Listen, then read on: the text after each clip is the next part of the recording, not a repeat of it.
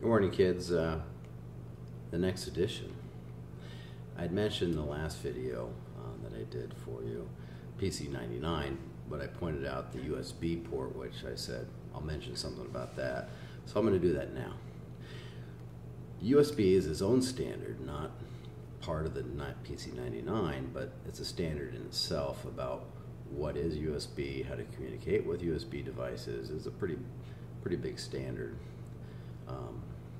and complex. On the USB, the color coding on that is you see a white, you might see a black, and you might see a blue connector. The difference really there is the white is the first, or the USB 1.0 standard. Black is USB 2.0 standard. And then you have the blue, which is USB 3.0.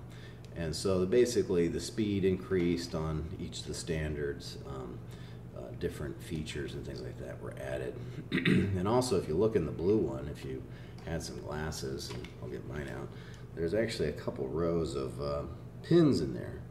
And I haven't really read about that standard, but I think it's for added power and capabilities, speed-wise, etc.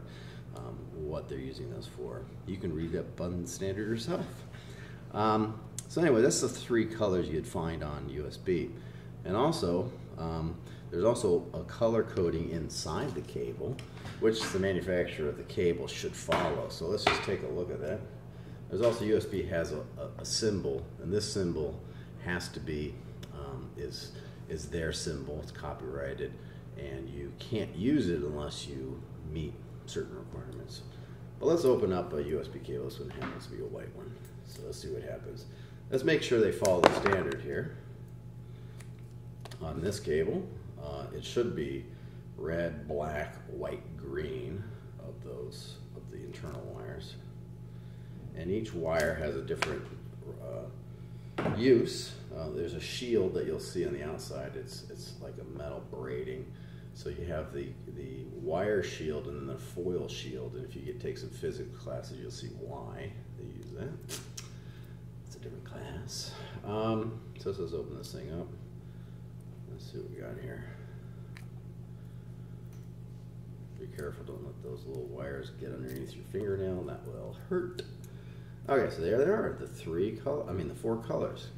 So you have a white, and you have, I don't know, focus in on that. Anyways, you have a white, green, black, and red. So black, which tends to be in electronics, the common or the ground, 0 volts. And then the red, which is your 5 volts, and then your data is the white and green. And there's a positive data and a negative data. I think green is the negative, and then white is the positive data. So if you open up any connector, you'll see those wires. Now you might see in certain manufacturers, you might see a better quality cable. You might see one that's thicker or thinner than others, and what they tend to do either have better shielding or they have thicker data wires or power wires, which is important really for length. If it's a short cable, it's not going to matter much. But as the standard changes, the white you might see have thinner wire or cable, but the blue might be even thicker yet. This is because they have more wires in there, and then also it might handle more power, more current.